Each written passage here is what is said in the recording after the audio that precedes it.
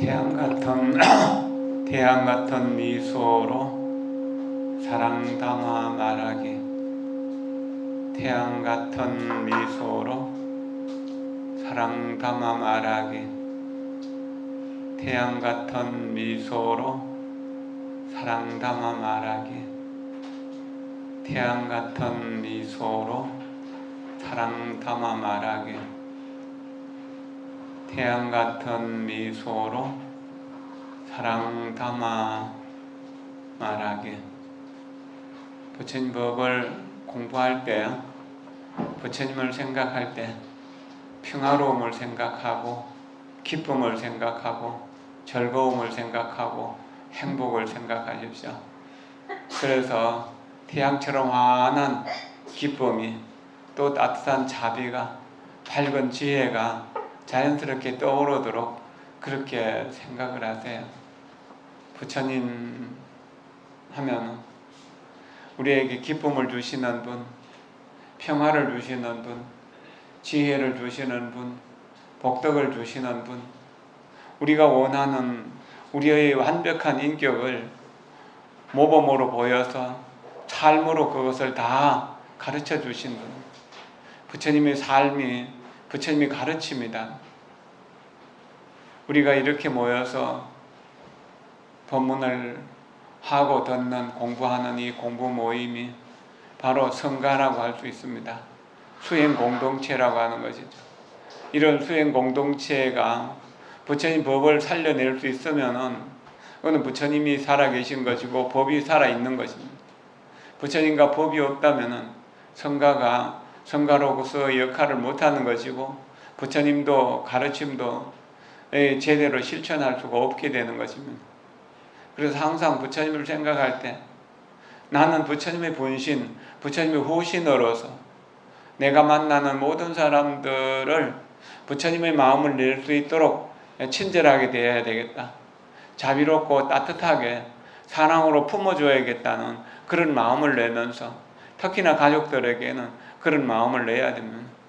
그래서 엄마를 보면은, 아버지를 보면은 참 평화롭다, 안정되었다, 바쁜 것이 하나도 없으면서도 항상 모든 것을 완벽하게 이루어내시는 분이다라고 하는 그런 존경과 사랑의 마음을 일으킬 수 있도록 그렇게 살아가는 것이 중요한 일입니다.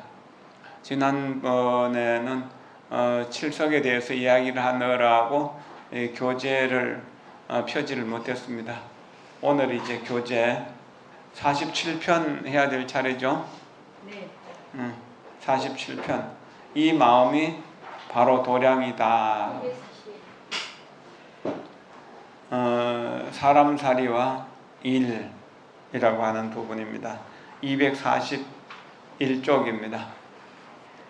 좋은 일은 함께 나누기. 좋은 일에는 너와 나와 그가 함께 이루어내야 해요. 그러려면 너와 나와 그라는 분별심과 선입견을 없애야 합니다. 좋은 일은 모두가 함께 해야 됩니다. 누가 누구 이렇게 분별을 하면은 시비하고 또 이렇게 이제 갈등을 하고 또 다툼이 일어나게 되거든요. 그래서 한 목적을 위해서 생각을 같이 하는 것, 뜻을 같이 하는 것, 마음을 같이 모으는 것, 그리고 그것을 원만하게 이루어내는 것은 굉장히 중요한 일입니다. 부처님이 우리를 항상 지켜보고 있다고 생각하고 어떤 좋은 일을 함께 할 때 부처님이 우리를 보고 계시고 우리를 보고 기뻐하실 것이라고 이렇게 생각하십시오. 자녀들이 뜻을 모아서 가정을 위해서, 이웃을 위해서, 부모를 위해서 어떤 일을 원만하게 해낼 때 부모는 마음이 편안해지고 안정되고 자식을 둔 보람을 느끼고 어렵게 가정을 이끌어가는 그러한 어려움을 이겨낼 수 있는 힘과 희망과 보람을 얻을 수 있는 것입니다. 결국 우리가 마음 편해서 우리 형제들과 우리 가족들과 우리 이웃들이 함께 평화로워져야만 진정으로 우리는 불자라고 할 수 있고, 그래야만 우리가 하고 있는 일이 원만해질 수 있는 것이거든요. 부처님께 절을 하는 것도 중요한 일입니다.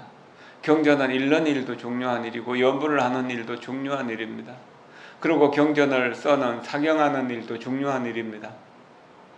그리고 법당을 잘 꾸미고 청소를 하는 일도 중요한 일입니다. 그러나 더 중요한 일은 그 속에서 자비심을 일으켜야 된다는 겁니다.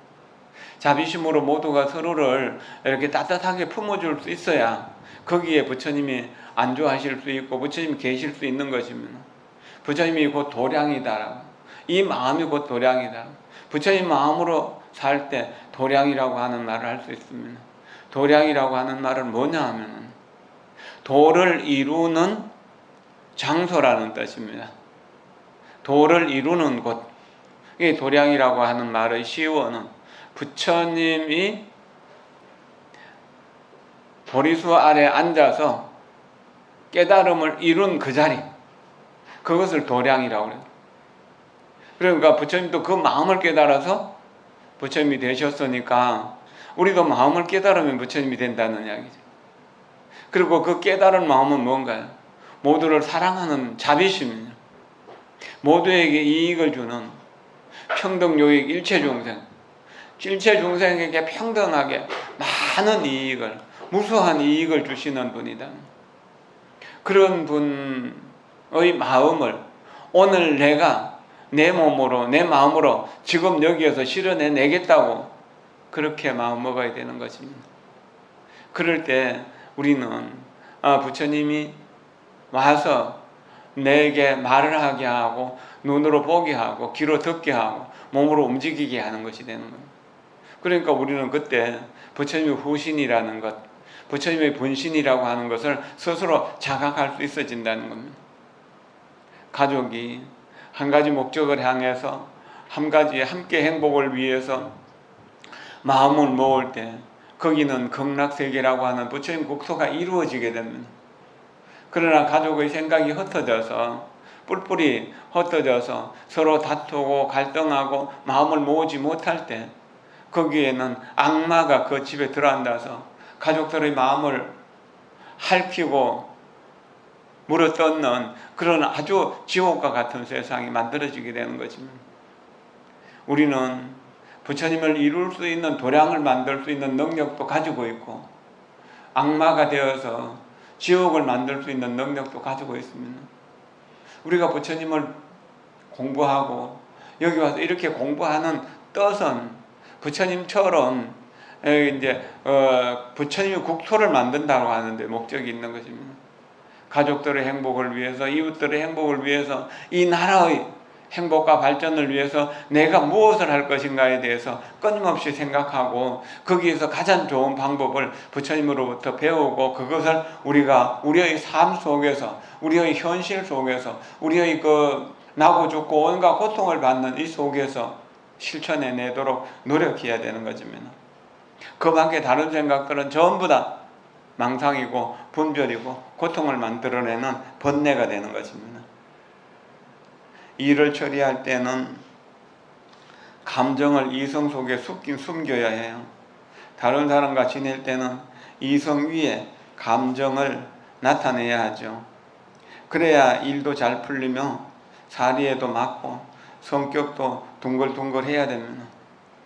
이성이라고 하는 말은 머리로 생각하는 것입니다. 이치로 생각하는 것입니다. 법에 맞게 생각하는 것, 그것을 이성이라고 합니다. 여기는 좀 냉철하고 분명하고 또한 이게 반듯합니다. 대체적으로 이성에 의지하면은 이제 법대로 사는 뭐 그런 사람 되는 거죠. 감정은 웃을 줄도 알고 울 줄도 알고 가슴 아파할 줄도 아는 그런 마음, 화를 낼 줄도 알고 칭찬할 줄도 아는 그런 마음. 그런데 이성 위에서 감성이 움직이게 될 때 분명히 악한 사람을 악한 줄 알면서 내가 악함을 보듬어 줄 수 있는 마음이 됩니다. 만약 이성만 있고 감성이 없는 사람은, 눈물이 없는 사람, 웃음이 없는 사람, 이런 사람은 사는데 재미가 별로 없는 사람. 근데 감성만 있고 이성이 없는 사람은 생각나는 대로 마음대로 움직여가지고 금방 지옥을 만들었다 극락을 만들었다 하는데 대체적으로 자기 주관적으로 자기 중심적으로 생각하기 때문에 자기는 극락이 있는데 다른 사람 다 지옥으로 보낼 수 있는 그런 사람들이, 자기의 이익을 위해서 다른 사람을 해치는 그런 사람이라고 이렇게 볼 수 있는 것이죠. 이성으로 냉철하게 판단하되 감성으로 따뜻하게 보듬어 줘야 되는 겁니다. 이성은 지혜의 작용이라고 할 수 있고, 감성은 자비의 작용 이라고 할 수 있는데, 그 감성이 자비를 잊어버리게 될 때 자기 욕심을 채우려고 하는, 욕망을 채우려고 하는 이런 인간의 정으로 떨어지게 됩니다. 그러나 자비심을 가지게 될 때 원수까지라도, 나를 괴롭히는 원수까지라도 내가 보듬어 줄 수 있는 그런 마음이 된다는 겁니다. 그래서 감성과 이성이 함께 작용하되, 이렇게 이제 어떤 법을 판단할 때는 이성으로서 해야 되고, 어떤 일을 처리할 때는 감과 감성도 함께 움직여 가야 됩니다. 그게 굉장히 중요한 일이고, 그래야 일이 원만하게 풀리는 것이죠. 고든 마음이 도량이다. 고든 마음이 도량이며 정직이 곧 성실한 마음이죠. 고든 성품은 아부하는 마음이 없는 것으로 모든 행동의 근본이 됩니다. 직심시 도량, 직심이 도량이다라고 하는 말은 유마경에서 나오는 말입니다. 유마경의 도량에 대한 이야기가 아주 많이 나오는데, 그 대표적인 것이 직심입니다. 그리고 마음 청정한 것이 바로 정토라고, 극락이라고 그렇게 해요. 그 직심은 이성으로 만들어진, 부처님의 원력으로 만들어진 그런 어떤 마음의 근원을 찾아가는 그런 마음이라고 그렇게 알 수가 있을 것입니다. 그래서 언제나 정직해야 된다. 지금 대한민국이 많이 어지럽고 여러 가지로 갈팡질팡하면서 제기를 찾지 못한다고들 하는 것, 이것은 어디에 있는가? 거짓 위에다가 나라를 끌고 가려고 하는, 거짓으로 나라를 끌고 가는 그런 데 문제가 있다는 겁니다. 진실성이 없기 때문에 서로 사이에 믿음이 없어진다는 겁니다. 정직하지 못하고 진실하지 못하면 믿음이 생기질 않습니다. 믿음이 생기지 않으면 서로 속이고 서로를 해치면서 살아갈 수밖에 없는 그런 상황이 되는 것이죠. 가정에서도 마찬가지입니다. 부모가 자식을 믿지 못하고, 자식이 부모를 믿지 못하고, 아내는 남편을 믿지 못하고, 남편은 아내를 믿지 못하게 될 때 그 가정이 어떻게 되겠습니까?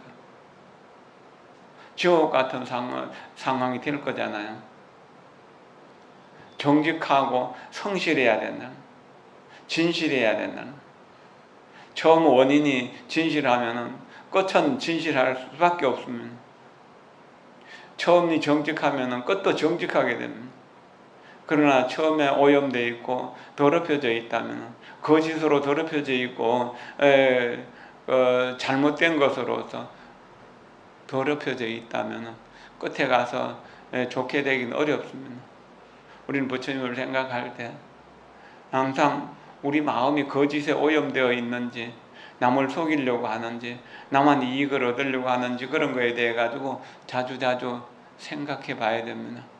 그래서 우리가 그런 거짓에 오염되었다면 부처님 앞에 절을 하면서, 또는 경전을 읽으면서, 또는 부처님 명호를 외우면서 그 거짓을 참여하고 바르게 돌이켜야 되는 것입니다. 삿된 쪽으로 가려고 하는 마음, 사행심이 있으면은 무당을 찾아가거나 이렇게 신수를 보러 가거나 방향을 물으러 갈 때 물어봐야 됩니다. 자기 자신에게 내가 지금 삿된 길로 가는데 이렇게 해갖고 내가 바른 길, 바른 깨달음을 이룰 수 있을 것인가? 그건 불가능한 일이거든. 삿된 쪽으로 가게 되면 대체적으로 두려움이 많아지고 불안이 많아지게 됩니다. 그리고 불안을 계속 조성시키게 됩니다. 어려움이 오더라도 나는 정직하게 살아가겠다, 진실하게 살아가겠다, 남을 속이지 않겠다라고 이렇게 마음먹고 살면 누구에게 물어볼 필요가 없는 것입니다. 내가 뿌린 만큼 거두는 것이잖아요. 내가 거두는 것이 제일인 거잖아요. 거둘 수 있는 것이 제일인 거잖아요. 그것을 늘 생각해야 되는 겁니다. 내가 뿌린 만큼 거둔다는 것. 그럼 못 살아도 내가 못 살 수 있는 인연을 지은 것이고, 잘 살아도 내가 잘 살 수 있는 인연을 지은 것이니까 잘 사는 것에 대해서 늘 생각해야 됩니다. 일주일 후는 추석이면 다음 주 화요일이 추석이잖아요. 추석 되면은 자주 안 만나던 사람들이 만날 일들이 많아지고 인사를 받기도 하고 인사를 다니기도 하고 그래야 될 일들이 있잖아요. 그럴 때 우리가 정직한 마음과 진실한 마음에 바탕을 해서 그것이 이성이 될 때, 그 이제 자비심, 감성의 그 어떤 따뜻한 마음으로 품어줄 수 있는 것이 되는 겁니다. 잘못을 잘못했다고 따진다면은 그 사람과 나 사이에 원한이 생길 수 있습니다. 잘못한 줄 알더라도 그 사람이 참여할 수 있는 분위기를 만들고 그 사람을 보듬어 주려고 하는 그런 마음을 가질 때 서로가 용서할 수 있는 마음, 서로가 사랑할 수 있는 마음이 생기는 것입니다. 이 넓은 세상에 내가 사랑할 수 없는 사람은 없습니다. 이 넓은 세상에 내가 믿을 수 없는 사람은 없습니다. 이 넓은 세상에 내가 용서할 수 없는 사람은 없습니다 라고 하는 마음을 언제나 가지고 모두를 포용하고 모두를 끌어안을 수 있도록 그렇게 노력을 해야 됩니다. 한번 내가 모두를 사랑해야지 하는 마음 낸다고 되는 게 아닙니다. 우리는 오랜 세월 동안 미워하고 원망한 그런 것들이 겹겹이 쌓여 있기 때문에요. 한 번 내가 용서를 해도 그 다음에 또 미움이 생기고 원한이 생기고 그러거든요. 그러니까 미움과 원한이 생길 때마다 내가 사랑과 큰 용서의 마음을 일으켜서 자꾸 그 미움과 원한을 녹여내도록 노력해야 돼요. 부처님 이름을 부르는 연불, 명호, 부처님의 거룩한 이름을 부르는 그 연불을 할 수는 있습니다. 그리고 부처님께 절을 할 수도 있습니다. 그러나 마음속에 미운 사람을 사랑하고 원한이 맺힌 사람을 용서하는 일은 정말로 어렵습니다. 살아보면 여러분들 느낄 겁니다. 특히나 평소에 좋아하지 않는 사람을 명절 때 만나게 되면 그 사람을 피하게 되고, 그래도 만나서 이야기하게 되면 서로 다툼이 생기고 원한이 생겨가지고 이렇게 이제 그 명절 지나고 나면 이혼하는 사람들이 늘어나고, 명절 지나고 나면 더 원수가 깊어지는 형제들도 있다고 하잖아요. 다 용서하고 다 믿어주고 다 사랑하게 주겠다는 그런 마음으로 그렇게 명절을 맞이할 때 명절이 그래도 좀 더 값진 명절이 될 수 있는 거잖아요. 그리고 이런 사랑과 믿음과 용서는 이해하는 바탕에서 나와야 됩니다. 저 사람이 과거에 나한테 잘못했지만 그 사람도 귀한 생명이라고 하는 것을 인정해야 됩니다. 그리고 그 사람이 나에게 미운 짓도 했지만 도움을 주는 일도 했었고, 또 내가 사랑하는 사람을 사랑하는 사람이기도 하다고 이렇게 생각해 보세요. 신호 올케제 간에 서로 갈등이 생기는 경우도 있고, 며느리와 시어머니 사이에 생기는 갈등도 있잖아요. 이렇게 생각할 때 내 아들이 좋아하는 여자인데 내 손자가 좋아하는, 내 손자를 낳아준 사람인데 하는 생각을 하면은 좀 더 용서할 수 있는 마음도, 또 사랑으로 보듬어 줄 수 있는 마음도 생기잖아요. 이상하게도 손주는 예뻐하면서도 며느리 싫어하는 그런 사람들도 많더라고요. 미워하는 마음이 내 마음속에 생길 때 내 마음속에 암덩어리가 생기고 지옥이 만들어지는 겁니다. 절대 긍정, 그게 중요한 겁니다. 모든 것을 절대 긍정할 수 있는 마음을 키워내야 모든 것을 원만하게 이루어낼 수 있는 겁니다. 눈이 좋아지고 귀가 좋아져서 다른 사람의 허물을 보지 않도록, 다른 사람의 잘못을 말하지 않도록 그렇게 길들여져야 된다는 겁니다. 그게 참 어려운 일이지만 그렇게 할 때 인간으로 태어난 보람이 있는 것이고, 그러면은 가는 곳마다 도를 이룰 수 있는 도량이 되는 겁니다. 깨달음은 무엇입니까? 용서할 수 없는 사람을 용서하는 것, 미워할 수밖에 없는 사람을 사랑하는 것, 이게 깨달음의 마음입니다.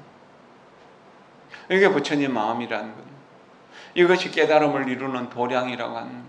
우리 마음은 할 수 없는 것이 없습니다. 모든 것을 할 수 있는 능력을 가지고 있는 겁니다. 그러니까 그것을 실현해 내도록 노력하고 또 노력해 보는 것이죠. 열애의 방에서 열애의 행을 배우다. 일상생활 속의 살림살이에서 사람살이에서 성실과 믿음을 유지해야지. 자신과 남을 속이며 나쁜 마음을 품어서는 안 되죠. 만약 생이 다 할 때까지 이 마음이 도량이라는 마음을 가질 수 있어야지 열애의 방에 들어가서 열애의 행을 배운다고 할 수 있습니다. 부처님은 법화경에서 말씀하셨습니다. 부처님의 제자들은 부처님의 입으로 출정한 사람들이다. 그리고 부처님의 교화를, 부처님의 그 가르침을 먹고 자라난다는, 부처님의 입에서 태어났다. 종불구생, 종법화생, 부처님의 가르침을 양식으로 삼아서 그걸 먹고 부처님이 되어간다는, 부처님으로 자라난다는 겁니다. 그런 사람은 부처님의 집에서, 부처님의 자리에 앉아서 부처님의 옷을 입고 부처님의 법을 설한다는, 법화경, 묘법연화경을 설한다고 그랬습니다. 그럼 무엇이 부처님의 집인가요? 자비로움이 부처님의 집이다. 자비로움이 부처님의 집이다. 무엇이 부처님의 옷인가요? 유화인욕이 부처님의 옷이다. 부드럽고 온화해서 모두와 화목할 거야. 화합하면서 살아가는 것. 그렇게 인욕하는 것이 바로 부처님의 옷이다. 인욕은 아주 단단한 갑옷이 되어서 남이 미워하고 원망하는 것을 그런 화살이 뚫을 수가 없는 것입니다. 철저하게 이 몸이 공하다는 사실을, 무아라는 사실을 깨달을 때 남이 뭐라 하더라도 그것이 문제가 되지 않는다는 겁니다. 물론 이거는 쉬운 일이 아니죠. 부처님의 10대 제자 중에서 사리불존자가 가장 상수 제자였고 부처님 교법을 깨달아서 부처님을 대신해서 법을 설하시는 분이었습니다. 그랬지만 그 사리불존자에게도 미워하는 사람, 시기 질투를 하는 사람들이 많이 있었습니다. 어느 날 사리불존자 때문에 기분이 나빴던 스님이 있었습니다. 그런데 이제 사리불존자가 사형이니까 이렇게 멀리서 인사를 했는데 또 사리불존자는 다른 걸 생각하느라고 인사한 것을 받질 못했던 겁니다. 그러고 걸어가다가 부딪혀갖고 또 넘어지게 된 겁니다. 내 인사도 안 받으면 또 나를 부딪혀갖고 넘어지게 한다고 원한을 품게 된 겁니다.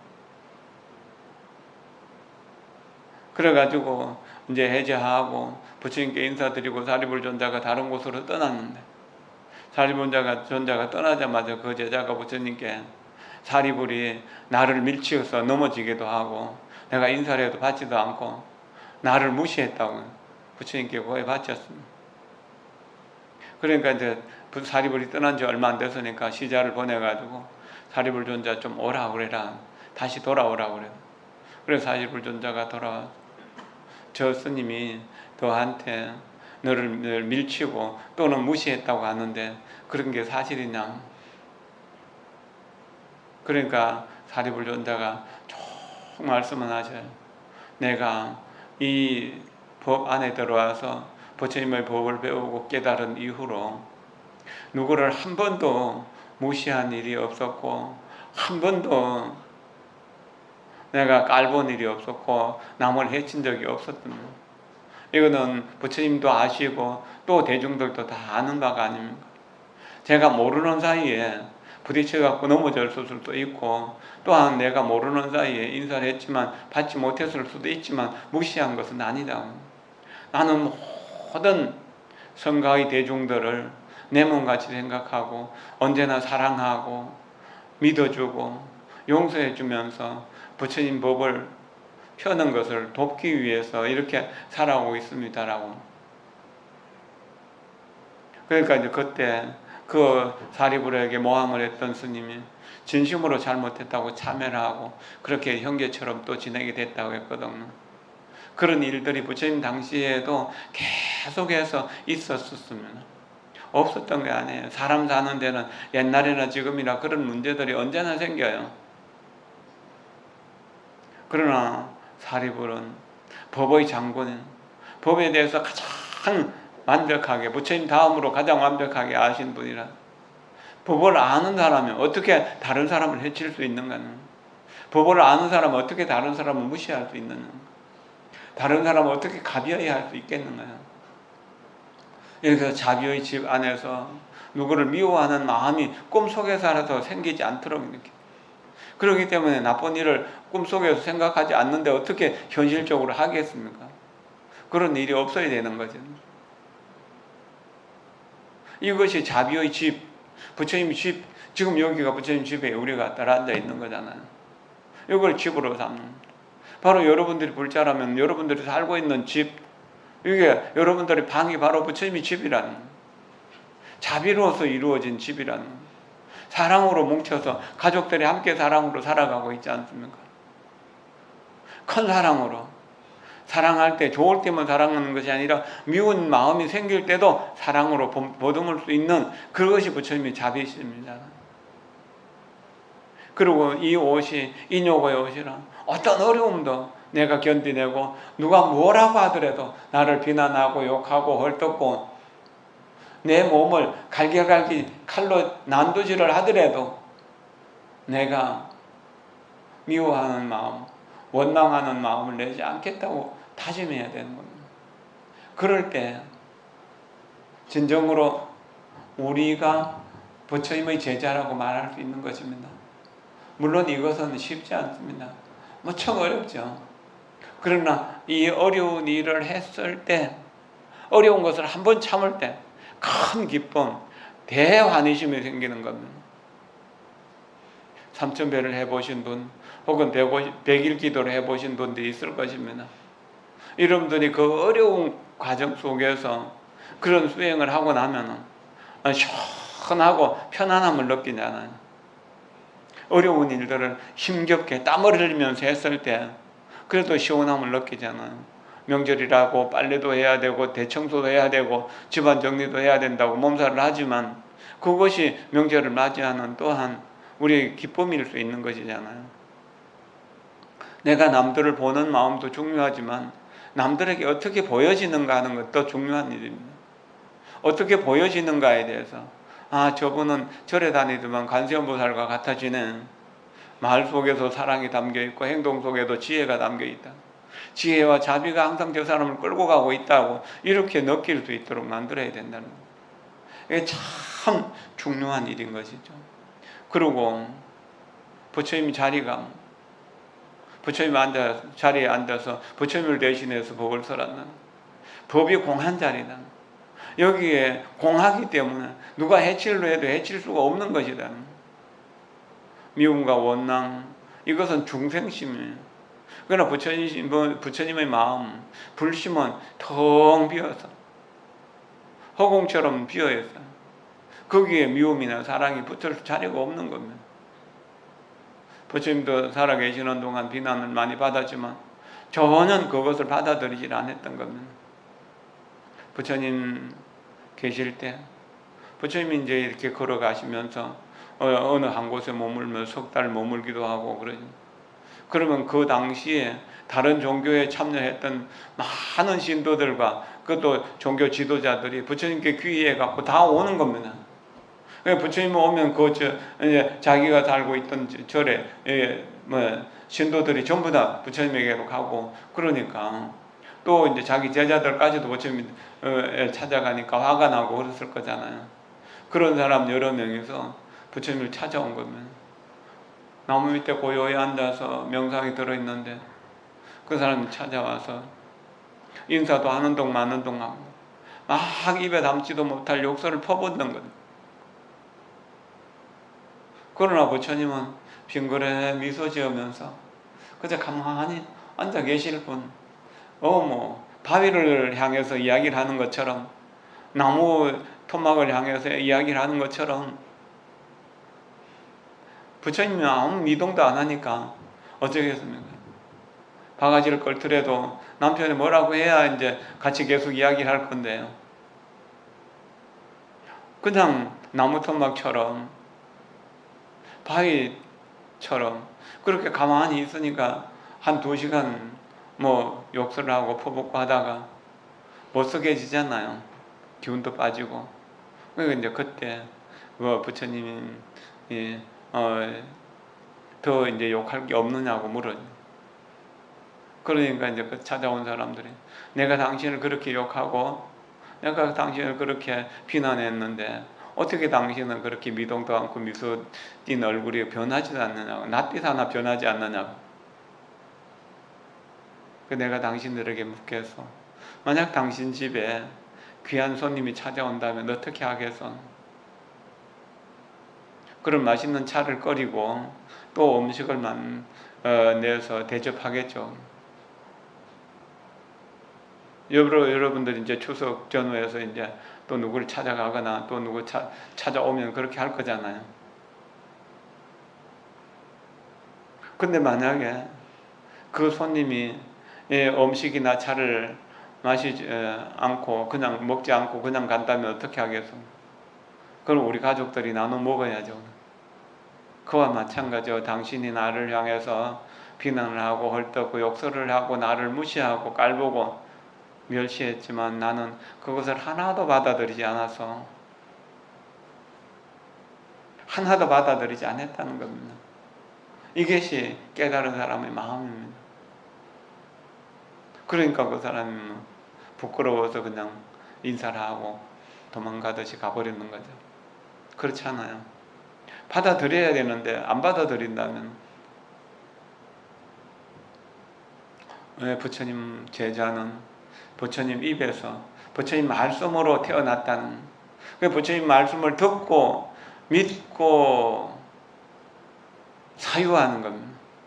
그래서 이해하고 그것을 실천해내는 거죠. 문사수, 듣고 사유하고 수행하는 지혜. 그러면 그 속에서 깨달음을 이루어낼 수 있는 것이거든요. 부처님의 교화를 받으면서 부처님의 가르침으로 양식을 삼아서 살아가고 있다는 겁니다. 자라나고 있다는 겁니다. 부처로 자라나고 있는 것이죠. 그런 사람들은 부처님의 집, 자비의 집에서 또 부처님의 옷, 인욕, 유화 인욕의 옷을 입고 법이 공한 부처님의 자리에 앉아서 법화경, 묘법연화경을 설한다는 겁니다. 그것을 늘 생각하고 잊어버리지 말아야 된다는 겁니다. 정말로 중요하고 중요한 일이라는 겁니다. 그런다면 우리가 언제나 평화롭고 언제나 행복한 삶을 살 수 있는 겁니다. 남들이 뭐라고 하더라도 그저 내 진실한 마음을 지키면서 그렇게 상대편을 사랑으로 보듬어 줄 수 있는 그런 여유를 우리는 부처님 법을 통해서 익혀나가야 됩니다. 그렇게 부처님께 예배하고 부처님의 지혜와 자비를 내 것으로 만드는 그런 수행을 한다고 하는 사실을 우리가 알아야 되는 것이죠. 자신을 위험 있게, 사람살이와 일에 있어서는 실천이 중요한데 일단 자신의 몸, 입, 뜻을 정화해야 타인을 감화시킬 수 있으며 그래야만 자신의 위엄을 갖추고 또 타인도 존경할 수 있습니다. 참 어려운 일입니다. 자기가 남에게 부끄럽지 않게 살아간다는 것, 그리고 자기가 스스로 신구의 몸과 말과 생각으로 허물을 짓지 않는다는 게 어려운 일. 신구의 삼업을 청정하게 하는 일이 어려운 일입니다. 신구의 삼업을 청정하게 하는 것, 삼업 청정 백복구집이라 온갖 복이 다 모여든다. 부처님 제자가 부처님의 집에서 부처님의 옷을 입고 부처님이 자리에 앉아서 법을 설할 때 사무비 청정한 것은 당연한 거죠. 사무비 청정해야 그렇게 할 수 있는 것이죠. 그러면 모든 복이 모여든다는 겁니다. 부자 되지 않으려고 해도 부자가 안 될 수가 없는 거예요. 이번 추석 때는 좀 더 가족들을 따뜻하게 보듬고 좀 더 이렇게 이제 즐겁고 편안하게 쉬어갈 수 있도록 하는 그런 마음의 자세를 길러내도록 이렇게 하셨으면 좋겠습니다. 한 생각의 차이. 사람들은 항상 찰나의 생각 차이로 인해서 서로 사랑하고 아끼는 인생을 포기하곤 합니다. 탐욕의 눈이 멀어서 빼앗고 미워하며 서로 상처 주는 인생을 살곤 합니다. 이 모두가 명예와 이익과 욕망과 쾌락을 탐하여 자신의 청정한 본성을 가졌기 때문입니다. 수행을 잘하면 나이가 들어갈수록 눈이 좋아지게 됩니다. 눈이 좋아진다는 겁니다. 내 눈으로 보는 모든 것들이 미워하는 마음이 생기지 않는다는 겁니다. 혹 나쁜 사람을 보더라도 미워하는 감정을 갖지 않는다. 미워하는 대신에 저 사람이 나쁜 짓을 해서 지옥에 들어갈 것인데 지옥보다 더한 고통을 받을 것인데 하는 마음을 일으키게 되면 불쌍한 마음을 일으키게 되죠. 불쌍한 마음을 일으키게 되면 나쁜 짓 하는 것이 아이가 물가에서 그 물로 들어가는 것처럼 위험하게 보이니까 그렇게 이제 건져줄 생각을 하는 것이지 그 사람을 떠밀어서 물 속이나 불 속으로 넣을 수는 없는 거잖아요. 생각해 보세요. 불쌍한 사람 건져줘야지. 그럼 화내고 미워하고 원망하고 나쁜 짓 하는 사람들도 그런 사람이니까 내가 거두어서 끌어안아줘야 된다는 겁니다. 아주 중요한 일입니다. 법정스님 책에 이런 이야기가 나옵니다. 옛날에 이제 그 법정스님 초기에 70년대에 쓴 책이 나오는데 절에 열심히 다니는 집안에 아이가 자꾸 말썽을 부리는 겁니다. 뭐 하면은 이제 사춘기가 돼가지고 경찰서 잡혀가 있고 또 학교에서 잘못해갖고 부모님 절에 오라 그러고 학교에 오라 그러고 이 아이 좀 버릇 좀 고쳐주라고 덕이 높은 스님에게로 보냅니다. 그 스님은 조그만 산중에 조용한 암자에서 혼자 살고 계셨어요. 그런데 이제 그 평소에 또 인사도 하고 알고 지내는 사이니까 그 아이가 부모님 말대로 이제 스님에게로 가서 며칠간 좀 있다 오기로 했습니다. 방학 중이기도 하고. 아이가 그 절에 가서 해가 해그름한데 이제 스님이 있다가 어서 오느라고 그리고 물을 데워갖고 손발을 씻으라고